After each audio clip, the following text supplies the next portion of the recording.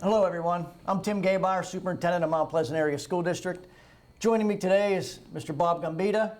As I move into my 11th year, I know Mr. Gambetta has just about tripled my tenure here in Mount Pleasant. He's 31 years, I believe, experience and nearly 16 in administration.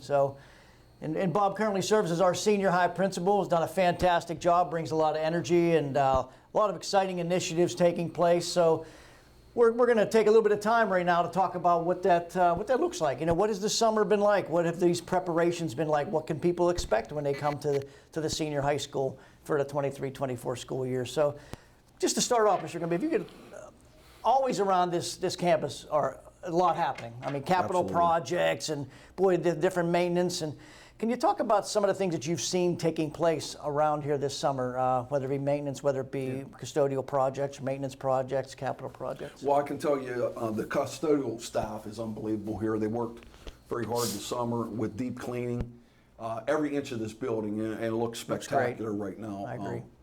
Another big initiative is our planetarium, which many of the graduates of Mount Pleasant can remember has undergone a restoration, I like to think, or a modernization over the summer. The district installed a new center console that projects the stars, upgrading lighting, the sound system. Although multiple teachers have been trained in its use, Mr. Hutter will be leading the development of this technology. We view this space, or another space, to be a maker lab in which our students can put theory into practice and develop those 21st century skills. And can I hop onto that, Sure. Mr. Gambetta? Not every school has a planetarium in it. No. First off, so being one of the fortunate ones to have that in here, it was due for an upgrade. And boy, through Mr. Shaner and the technology end, and Mr. Gambetta, and his vision to see it come together has been tremendous. The restoration of the area itself, the physical space, getting the new technology in there. And it's also now become K-6 friendly, because now we have an inflatable dome that we could take to our elementary schools, and we could take the console, because it's mobile, and we could take it to the elementary schools and allow them to make use of it as well. So thank you for bringing the planetarium. Yeah, I know for people that are my age, I had a wonderful experience with Mr. Tepper when he ran the space program in there, and we did shows and things of that nature, and Mr. Fry continued when he was in that position. I think a revitalization of that space and what we can do with it technology-wise will give our kids a tremendous experience. That's exciting. Thank you. You know, we did this summer, for the majority of summer, we had a new alarm system installed over the summer, replacing the original system.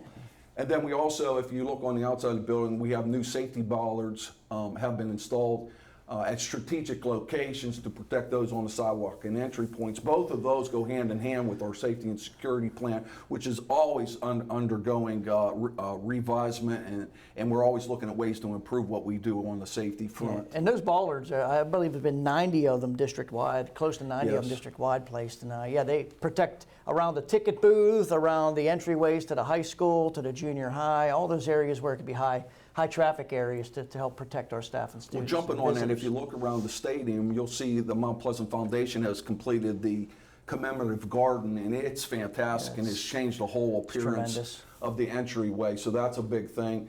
But also going hand in hand with security, we also have a new gate system that will be going in before the start of our fall athletic competitions that fits again with our safety and security plan. It's designed to control who's coming in, who's coming out. So that'll be something new when people come to the evening events. Also jumping on that, our gaming class is undergoing a major transition. Mr. Gary Gray, who joined us last year, our teaching team, is taking over that class, and working with Dr. Hudson, our students will be developing games on a whole new level. They'll be working with virtual reality systems, doing three-dimensional renderings of buildings within our community, with the possibility of those items being embedded into games. It's just going to be a tremendous experience, and we're so excited that we're moving that class forward. We're also developing our eSports club, which has also become an increasing demand within the student community. It's taken off throughout the United States.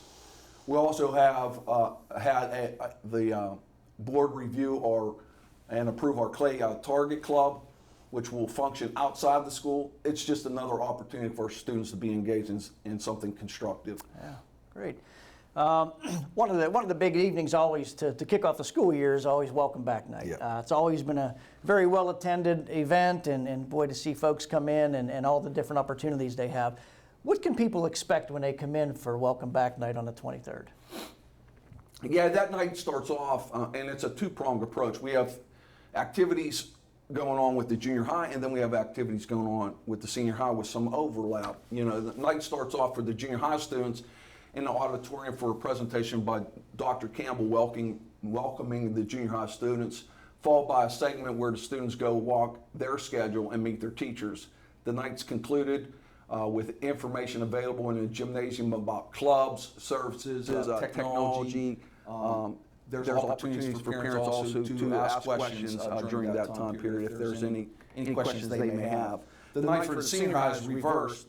First, students will have the opportunity to visit the information stands in the gymnasium, walk their schedules, and then conclude by a short presentation for new students with the senior high with myself and Mr. Belinsky. You know, focus will be on graduation credits, state requirements, and graduation project. That'll be the focus there. But it's a great night, and it's usually well attended. Yeah. Anything, if you're talking about, we talked about the planetarium, you talked about the Welcome Back Night, but I know you have staff in and there are initiatives for the 23-24 school year taking place. You did your data to action teams last year, made some tremendous progress with that. What initiatives are taking place in the senior high area of the school, and what might that look like for preparations for 23-24? Well, like you said, you know, we started last year working with core subject teachers on developing action plans based off of student data. These action plans were designed to address problems we see on an academic level. This year, the rest of the staff will be brought into the fold with this process. Teachers are required to meet once a week and talk about identified problems, summative assessment, backward design, high impact teaching strategies, the importance of formative assessment, 21st century skills, and second chance opportunities. This supports our bigger mission: how do we move, engage, and assess students every day? On the junior high side of the building, Dr. Campbell and his staff will continue to develop the PBIS program. It's looking at data, helping students develop behavioral skills that are prevalent with this age group. In year one, they made a lot of progress, so we're all excited about where this goes in year two. Probably the biggest question that we're working on is the impact of artificial intelligence and that technology, and how it will have an impact on the schooling and our students. ChatGPT has taken all of us by storm, and technology is only in its infancy. A lot of people's first instinct is to ban it, block it, keep it from our students' lives. Our approach is going to be different. We want to work alongside this technology. When used appropriately, it can be have the ability to enhance our lives. So how do we coexist? What are the best teaching practices with its use? When is it appropriate to use? When is it not? It is imperative that we meet with the stakeholders and develop the MP approach to the use of AI so no one is left guessing. I would like to think that Mount Pleasant will be on the forefront of how it is embedded within Westmoreland County. Yeah, and you're right, Mr. Gumby. It's a matter of how do you embrace it, because you know that it's a part of the student's world. Absolutely. I mean, it's part of their world. They know it. It's there. So we sort of have to meet them in the middle. We have to be able to take that, find ways to make it functional, to make any of our activities and our lessons engaging, but understand its limitations as well. Absolutely. And how to work with that. So, and that's that's a task that I think we're all looking forward to. We're going to address the entire staff, include our staff as we go throughout the year, in making that highly effective here in Mount Pleasant area. So good point. So are there any specific items or approaches or things that your parents need to know as the 23-24 school year is about to begin? Yeah, if I'm speaking directly to the parents, I want them to know that the safety of your child is at the forefront of all of us every day. Yeah. With that said, there are safety processes in place.